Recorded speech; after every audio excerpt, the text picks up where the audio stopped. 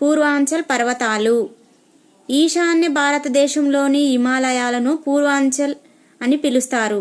ఈశాన్య రాష్ట్రాలలో హిమాలయాలకు గల వివిధ పేర్లు: పాట్కైబమ్ శ్రేణులు అరుణాచల్ ప్రదేశ్, నాగా కొండలు కోహిమా కొండలు నాగాలాండ్, లుషాయ్ కొండలు మిజో కొండలు మిజోరాం, మికిర్ కొండలు అస్సాం, గారో ఖాసీ జయంతియ కొండలు మేఘాలయ, మణిపూర్ కొండలు మణిపూర్, ఇందులో ఎత్తైనది బ్లూ మౌంటైన్, తేయాకు తోటకు ప్రసిద్ధి చెందిన సుర్మా లోయ అస్సాం కొండలలో ఉంది.